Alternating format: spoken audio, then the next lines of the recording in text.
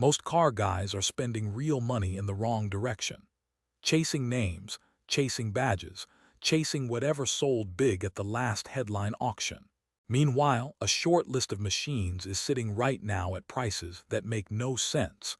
Cars with engineering that outperforms what people are paying 3 times as much for. Cars with parts networks that are quietly getting stronger.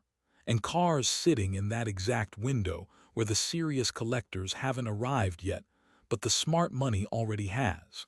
At 2027, that window closes. The prices you are going to see in this video will feel like a memory. This is not about hype. It is about mechanical reality, market timing, and knowing what you are actually looking at when you open the hood. The Alfa Romeo GT V6. There is an engine sitting in the middle of this market that almost nobody is talking about seriously. And that is the Alfa Romeo 2.5-liter Busso V6. The GT V6, built from 1980 to 1986, carries one of the most sonically and mechanically distinctive engines ever put into a front-engine, rear-drive sports coupe. The Busso V6, designed by Giuseppe Busso, is the same engine lineage that Alfa Romeo would refine and carry forward for decades. In the GT V6, it made around 154 horsepower from the factory, which sounds modest today. But the way that power is delivered, through a torque curve that stays flat and strong across a wide band, is something you feel the moment you drive one. What most people miss when they look at this car is the transaxle layout. The gearbox sits at the rear axle, not behind the engine. That gives the GT V6 a near-perfect 50/50 weight distribution. This is not a marketing claim. This is physics. The car corners with balance that shames plenty of purpose-built sports cars from the same era. Alfa engineers understood weight placement in a way that many larger manufacturers were still figuring out. Right now, clean driver-quality GT V6s are trading in the $8,000 to $15,000 range. Exceptional, documented cars occasionally touch $20,000. For a rear transaxle, V6-powered Italian sports coupe with a direct bloodline to one of the most beloved engines. In European automotive history, those numbers are almost offensive. The market has been slow here because parts availability was a genuine concern for a long time. That concern is fading fast. The Busso V6 community has matured. Specialists in the US, UK, and Italy are producing quality reproduction components. Engine rebuilds that would have required an expensive Italian parts hunt 10 years ago are now far more manageable. The other thing working in this car's favor is the coachwork. Giorgetto Giugiaro designed the body. Clean, tight proportions with no excess. These cars age beautifully. When the broader collector market starts to rotate toward Italian cars of this era, and it is already starting, the GT V6 is positioned as the entry point that actually has mechanical substance behind it. Buy the best example you can afford. Look for cars with documented service on the timing belt system, clean transaxle seals, and no rust in the rear wheel arches where these cars like to hold moisture. Find that car and you are sitting on something that will look very different on paper by 2026. The BMW E28 M5. If you want a single car that proves how badly the general public undervalues real engineering history, the E28 M5 is that car. Built from 1985 to 1988, it was the first M5 ever made, and it was hand-assembled at BMW Motorsport in Munich using the Mediate/3 engine, a unit derived directly from the engine in the BMW Moan supercar. That is not a loose connection. That is a direct mechanical lineage from a homologation race car to a four-door sedan. The Mediate/3 produced 256 horsepower in US specification, more in European trim. It revved to over 7,000 RPM through individual throttle bodies. This is not a tuned version of a regular production engine. This is a purpose-designed motorsport engine placed into a practical chassis. When the E28 M5 launched, it was the fastest production sedan in the world. That fact has never changed. history does not get revised. The reason this car still has room to run in value is straightforward. The more celebrated M cars, the E30 M3, the E39 M5, have already been discovered and priced accordingly. Clean E30 M3s are deep into six figures. Good E39 M5s are climbing steadily past $40,000. The E28 M5 sits in between those two moments in a strange pocket of relative calm. You can still find solid examples in the $25,000 to $50,000 range. That range will not hold. Mechanically, what you need to know when buying one is focused. The cooling system is the first thing to address on any example you consider. These cars have a known weakness in the factory cooling setup, and a properly refreshed system using updated components solves the problem cleanly. The GETRAG 5-speed gearbox in these cars is robust. The differential is strong. The bodywork on most survivors is solid because these were expensive cars owned by people who maintained them. This is one of the few cars in the classic market right now where the mechanical history, the rarity, only 2191 were built for the US market, and the appreciation trajectory are all pointing in the same direction at the same time. The window is narrow, and it is closing from both ends. The Volvo 240 Turbo, this one surprises people, and that reaction is exactly why it belongs on this list. 240 Turbo is not a glamorous car. It does not have a legendary name attached to it in the way that certain German or Italian machines do. What it has is one of the most overbuilt chassis architectures ever designed for a mid-range production car. A turbocharged engine that the aftermarket has spent 40 years figuring out completely, and a global community of obsessive engineers who treat these cars with more seriousness than most people give to cars costing 10 times the price. Volvo built the 240 on a platform they called the Patin Zero derivative, continuously refined through the 1970s and into the 1980s.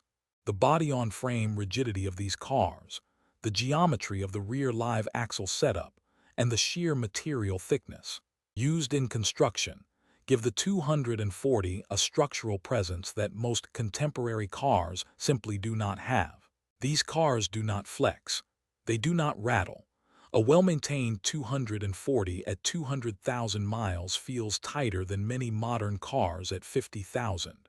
The turbo version, produced between 1981 and 1985 in the sedan and wagon variants, added Garrett turbocharging to the B21FT and B23FT engines. These are simple, robust, under-square four-cylinder designs that respond extremely well to modest tuning. The Volvo 240 Turbo was also the foundation for the highly successful Volvo 240 Turbo racing program in European Touring Car Championship competition, where these cars dominated in ways that shocked the motorsport world. Pricing on good 240 turbos is still deeply reasonable. You are looking at $8,000 to $18,000 for solid examples, with the wagon variants starting to pull ahead slightly because of their obvious utility appeal. The trajectory here is driven by two converging forces. First, the broader appreciation for practical, engineered classics over purely aesthetic ones. Second, the growing recognition of the ETCC racing history, which gives the 240 Turbo a motorsport pedigree that most buyers at this price point simply do not have. Rust is the enemy on these. Check the floor pans, the spare tire well, and the rocker panels carefully. A clean body is worth paying a premium for because everything mechanical is well understood and serviceable. Find a clean body and you have a platform that will not let you down. The Lancia Delta Integrale. The Delta Integrale is not unknown in enthusiast circles, but it is still being underpriced relative to what it actually represents as an engineering achievement, and that gap is closing faster than most people realize. This car won the World Rally Championship manufacturer's title 8 consecutive times between 1987 and 1992. That is not a strong result. That is dominance of a kind the sport has not seen before or since at that consistency. The engineering inside the Integral is what matters for this conversation. The four-wheel drive system Lancia developed, with center and rear differentials, progressive torque split, and a front torsion differential in the later Evoluzione versions, was genuinely ahead of what any competitor could match in period. The 2-liter turbocharged four-cylinder engine, in its final Evo II form, produced around 215 horsepower from the factory, with a short block that tuners have since taken to well over 400 horsepower on largely stock internal architecture. The cylinder head design, the intercooler placement, the forged internal components. This was not a car built to a budget. This was a homologation special that Lancia had to sell to the public in order to race it, and they built it accordingly. The market position right now reflects the fact that these cars come from Italy, have rust concerns on unrestored examples, and require mechanical knowledge that not every shop has.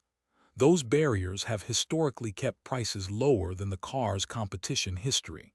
An engineering quality warrant. Those barriers are not permanent, as the restoration community around these cars has matured, and it has matured significantly in the last 5 years. The case for buying a solid Integral before the market fully catches up has never been stronger. A good Evo I or Evo II in Europe currently trades between 40 and 80,000 euros depending on specification and history. U.S. pricing is more variable because of import complexity. Federalized examples and gray market imports with proper compliance work done are available. These numbers will look different by 2027. The mechanical substance is there. The rally history is there. The engineering rarity is there. What has been missing is mainstream awareness, and that window is ending.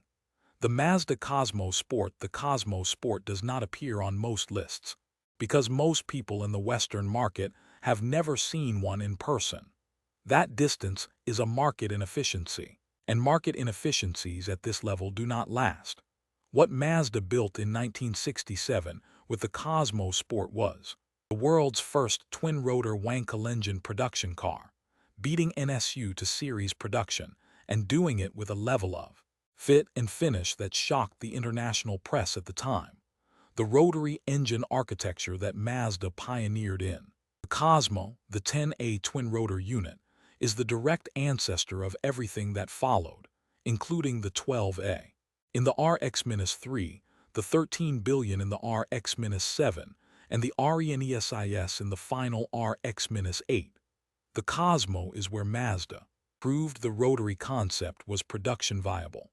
It is the foundational document of an entire engine philosophy that ran for over 50 years.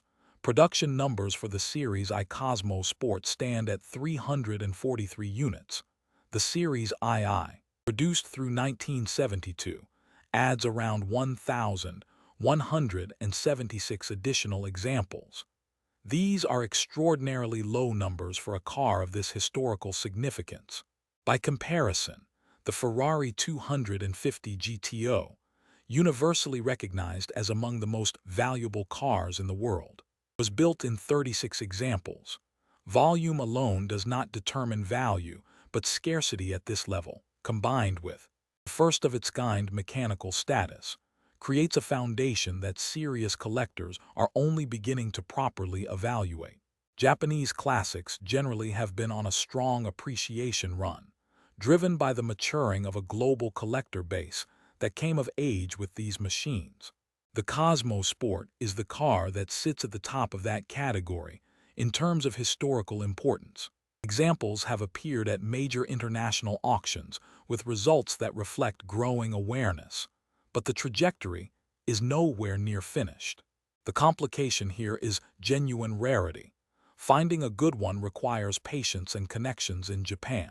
But for the collector who is serious about the Premonus 2027 window, this is the car that most directly represents that rarest combination of mechanical firsts and scarcity that the serious auction market prices most aggressively. The Citroën SM, the SM, is one of the most mechanically audacious cars ever put into series production, and it is consistently one of the most undervalued.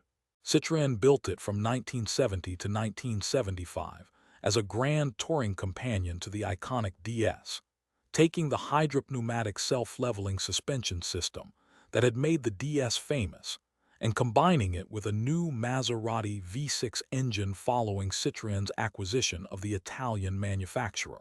The result was a car that could cruise at high speed across poor road surfaces with a ride quality that felt physiologically impossible, while a steering system with built-in self-centering and speed-sensitive weight gave precision that modern engineers still study. The SOHC 2.7-liter Maserati V6 in the SM has a reputation for complexity that scared buyers away for decades. That reputation is not entirely undeserved. Carburation, the hydraulic system seals, and the camshaft drive on early examples all have known service requirements. But the SM community has developed clear protocols for all of these. Mechanics who know these cars perform systematic preventive work on the hydraulic system, address the cam drive on a regular interval, and convert the carburation setup on many examples to modern fuel injection. A properly sorted SM is a car that works with a reliability that the car's reputation entirely fails to communicate. What you are buying when you buy a sorted SM is the most sophisticated road car of the early 1970s. Nothing else in that era offered the combination of aerodynamics. The SM had a drag coefficient that bested most contemporary sports cars, ride quality, steering precision, and grand touring range. Prices on good driving examples are still in the $15,000 to $30,000 range in the U.S. market. Complete documented restorations are touching $50,000. For a car of this engineering depth, from a collectible French marque, with a Maserati engine and a direct bloodline from one of the most famous automobiles in history, those numbers have significant room to move. The market for sophisticated, intellectually interesting classics is growing. As the generation of buyers who prize engineering substance over simple name recognition continues to mature financially, the SM is perfectly positioned. Find a car with documented hydraulic system service, a sorted cam drive, and clean bodywork. The mechanically difficult reputation has kept prices honest. That will change. The Toyota 2000 GT. The Toyota 2000 GT appeared at the 1965 Tokyo Motor Show. It represented something that the Western automotive world was genuinely unprepared for. A Japanese grand touring car that could be placed next to a Ferrari or a Porsche without apology. The car that went into production between 1967 and 1970 was built in partnership between Toyota and Yamaha, with Yamaha responsible for the engine development, the body construction, and the final assembly. Only 351 examples were built, making the 2000 GT one of the rarest production sports cars from any manufacturer in any country during the 1960s. The engine in the 2000 GT is a twin-cam 2-liter inline-six, a unit that Yamaha derived from a Toyota Crown engine. By adding a Yamaha-designed dual overhead camshaft cylinder head, the result produced 150 horsepower in a car weighing under 1,100 kilograms. The chassis was an aluminum-intensive construction with a backbone frame design, independent suspension at all four corners, and disc brakes at every wheel. All of this in 1967, when most Japanese production cars were still far behind in chassis sophistication. The 2000 GT has already been recognized by the serious collector market. Prices have moved well into six figures for documented examples, with exceptional cars touching and exceeding $1 million at major auctions. The reason it belongs on this list is not because it is undiscovered. It is because the appreciation curve is not finished, and buyers who move in the next 18 to 24 months are still entering before the car reaches its ceiling. The combination of extreme rarity, Yamaha-Toyota engineering collaboration, a direct James Bond cultural connection from the 1967 film You Only Live Twice, and the position as Japan's first true world-class sports car gives the 2000 GT a collector ceiling that the current market has not fully priced in. For buyers operating at this level of the market, the due diligence required is deep. Documentation, matching numbers, documented restoration history, and professional inspection are all non-negotiable. But the mechanical and historical argument for the 2000 GT as an appreciating asset before 2027 is among the strongest in this entire list, the Rover S-Dun Vitus. This is the car on this list that will draw the most skepticism from people who have not looked closely at what it actually is. And that skepticism is precisely why the opportunity exists. The Rover S-Dun Vitus, produced between 1982 and 1986, was powered by a 3.5-liter all-aluminum V8 designed originally by Buick in the early 1960s, sold to Rover, and then developed by the British manufacturer into one of the most tunable, lightweight V8 architectures in automotive history. This engine, in various states of development, powered Rover and Land Rover products for over 40 years. It also forms the basis for the engines used in the Rover-engined BRM, Lotus, and ultimately the TVR, Morgan, and numerous kit car platforms. In Vitus specification, the S-Dun produced around 190 horsepower through a Lucas fuel injection system, giving a large touring car genuine sports car performance. The body, designed by David Bach in 1976, took the award for European Car of the Year in 1977. Still, one of only 2 British cars to have won that award. The fastback silhouette aged far better than most critics gave it credit for at the time. The reason the S-Dun Vitus is positioned for appreciation is multi-layered. British Leyland's reputation during this era has kept prices low across the board for years, even for cars that mechanically and aesthetically deserved better. The V8 in the S-Dun is not a British Leyland liability. It is a Buick-derived all-aluminum gem that the performance community has understood for decades. Build quality concerns on SD1s are real on neglected examples, but entirely manageable on cars that received consistent attention. Good Vitus examples are trading in the $5,000 to $15,000 range. That represents a car with a European Car of the Year award, an all-aluminum V8, and a direct mechanical connection to 4 decades of British performance engineering, at prices that belong in a different decade.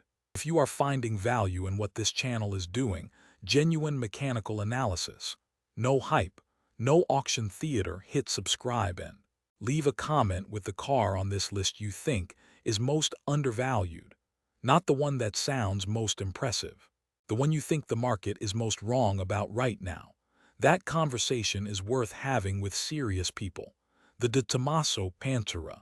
The Pantera is a car that has lived at the edge of mainstream collector recognition for 30 years without fully crossing over, and that position is about to change.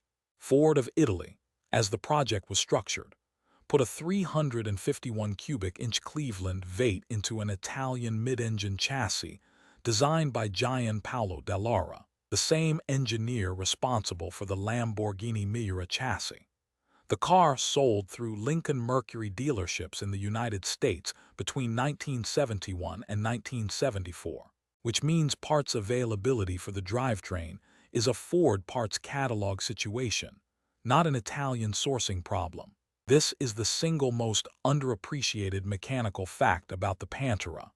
The engine is a Ford 351 Cleveland, not a proprietary Italian unit with limited parts availability, not an orphan drivetrain, a Ford V8 that parts houses across North America stock completely, that engine builders understand deeply, and that the performance aftermarket has supported for 50 years. You can build a 500 horsepower 351 Cleveland with components available at any serious engine supplier. Pantera body wrapping that drivetrain is a Dallara-designed mid-engine GT that looks like it belongs at Le Mans. Postman S1000, 974 Panteras. The GTS, GT5 and GT5S versions produced under De Tomaso's own management through 1992 offer even more developed chassis and suspension geometry while retaining the Ford drivetrain accessibility. These later cars are even less appreciated than the early U.S. market examples. Pricing on solid Panteras currently runs from $40,000 to $90,000, depending on version and condition, with exceptional restorations occasionally touching higher. That range is not sustainable for a Dallara-designed mid-engine GT with a fully supported American V8. The gap between what this car is and what the market is paying for it will close. The only question is timing. The Porsche 944 Turbo.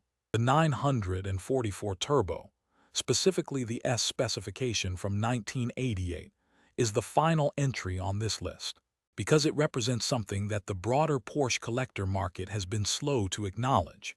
There was a brief window where Porsche built a front-engine sports car with engineering sophistication that equals or exceeds what the 911 of the same era was doing at a fraction of the price, and the market has been correcting for that oversight slowly, and then, suddenly, the 944 Turbo S produced 247 horsepower from a turbocharged 2.5-liter inline-4, a balance shaft engine designed with help from Mitsubishi to eliminate the vibration inherent in a large displacement four-cylinder. The chassis used an equal-length wheelbase with a rear transaxle arrangement similar to the Alpha GT V6 discussed earlier, producing balance and handling precision that the 944 Turbo S used to set a production car lap record at the Nürburgring in 1986, beating every contemporary car including the 911 Turbo. That record stood for years. The reason this car is still reachable is that the 924 and 944 family carried an undeserved reputation as the lesser Porsches for a long time, the water-cooled front-engine Porsches that serious collectors dismissed in favor of 911s.